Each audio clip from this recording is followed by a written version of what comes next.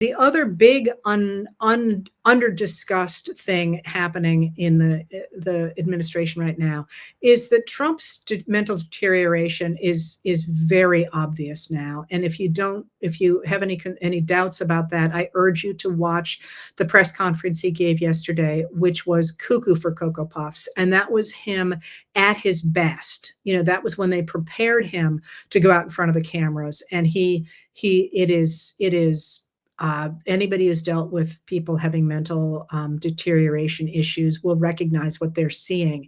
So there is, I think, worth watching a move to get as much power as they can under Trump for the next person in line. And I think it is worth watching that JD Vance has constantly been on vacation trying to keep himself away from the Trump sphere, and that he is really pushing the Epstein story in a kind of knifing Trump way, which suggests he's trying to pick up Trump's MAGA voters, and that he will not be unhappy to ease Trump out of the picture. So those things are, I think, big right now. You did ask about whether or not we can stop the ballroom from happening, that Trump wants to build the 90,000 square foot facility on what is currently the east wing of the White House. And the answer to that is simply the architectural approval should take 2 years. The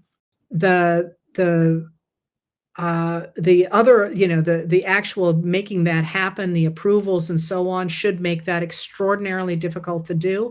My own guess is that a lot of what you're seeing from Trump, like the gold all over the White House, the really not very well done gold all over the White House, the paving of the Rose Garden, and the putting in of cafe tables with umbrellas that, as somebody said, make it look like a Panera at a college campus. The idea of essentially building a structure that's larger than the existing White House, which is about 55,000 square feet, in order to have a ballroom, seems a little bit like trying to give him tasks that will make him happy, because he loves to redesign stuff. He loves real estate. The fact he was walking around the top of the White House the other day with an architect, a lot of that feels like, let's keep him occupied, doing things he likes, because so much else is going poorly around him.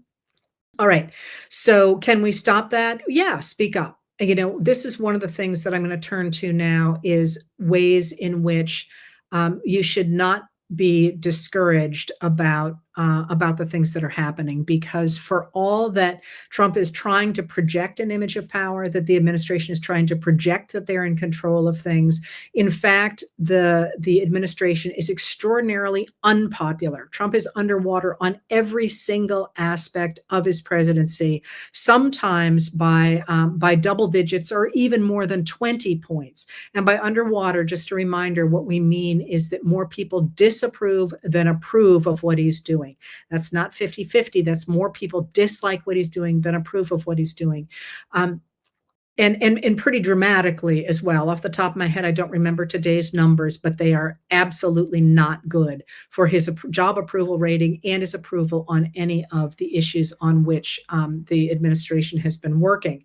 So while that is out there, you are starting finally to see that people who were not engaged are getting engaged in a way that they have not been before. So one of the things that I've been watching is the reaction of business people to the Trump administration since the firing of the commissioner of the Bureau of Labor Statistics, the person who does the statistics for the Bureau of Labor.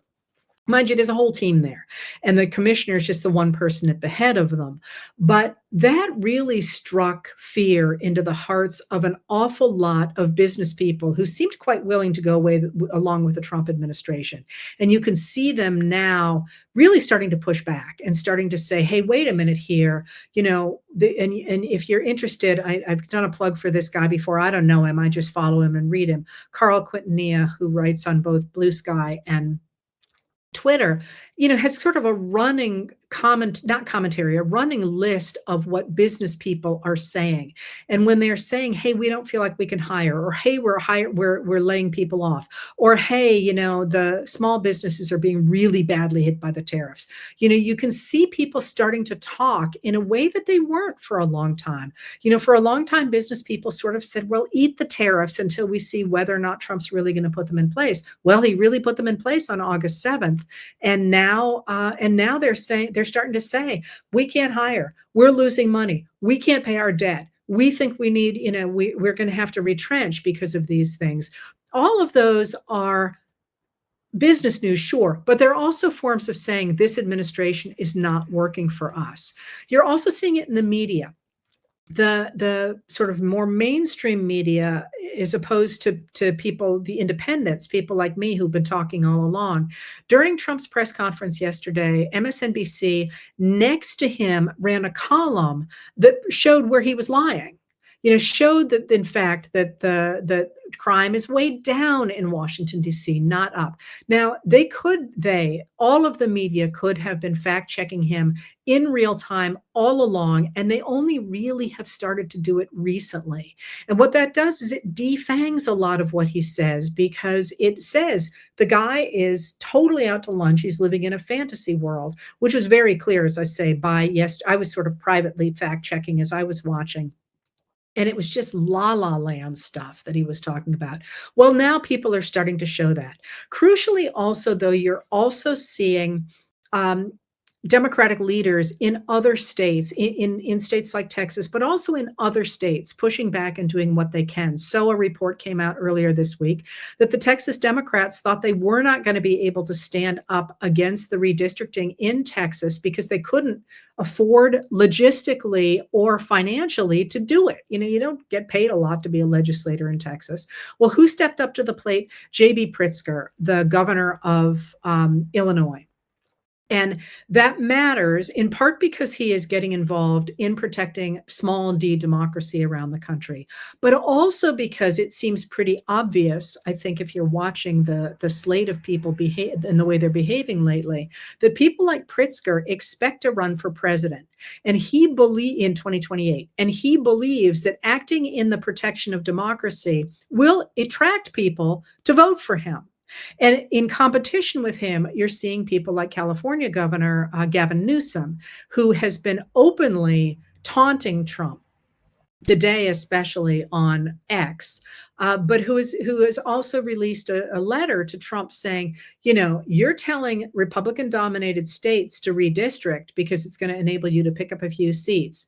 You try that, we will redistrict California. And we'll wipe out everything you've done. And then we'll see if we can get other people like Illinois, like New York, to redistrict their states. And we will beat you at your own game. And Mike Lukovich, who is a cartoonist, had a wonderful cartoon today that had a Republican elephant holding a gun. It's all a drawing, with a Democratic donkey holding two guns. And then over it said something like the redistricting fight.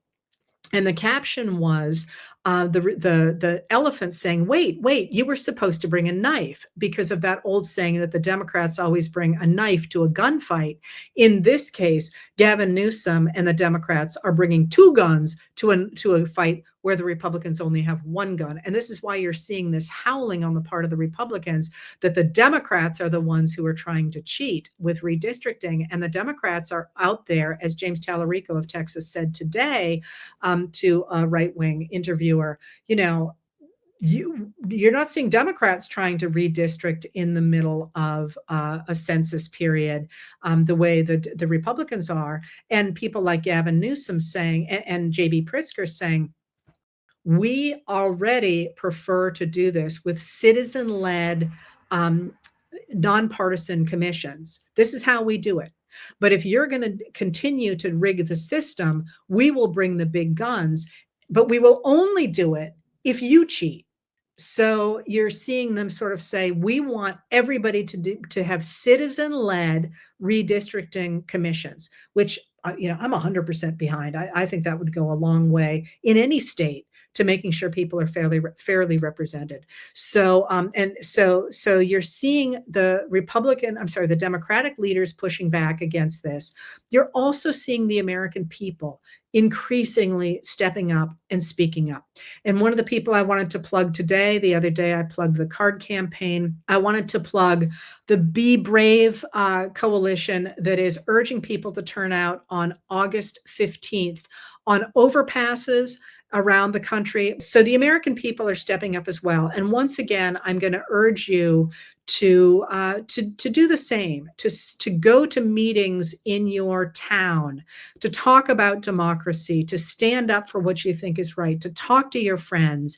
One of the things that I'm going to urge you to do right now is that the EPA is trying to overturn the rule that enabled regulators to regulate the emissions of the gases that are causing climate change.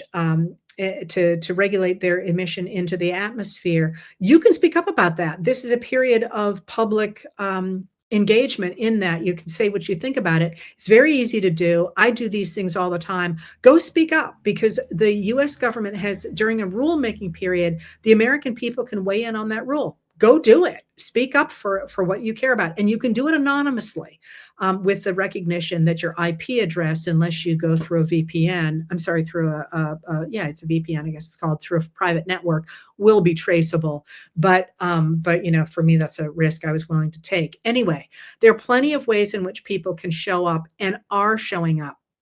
So you should absolutely be concerned by the ways in which the administration is trying to garner power. Absolutely. They're trying to create an autocracy. They're trying to create a dictatorship. There's no doubt about that.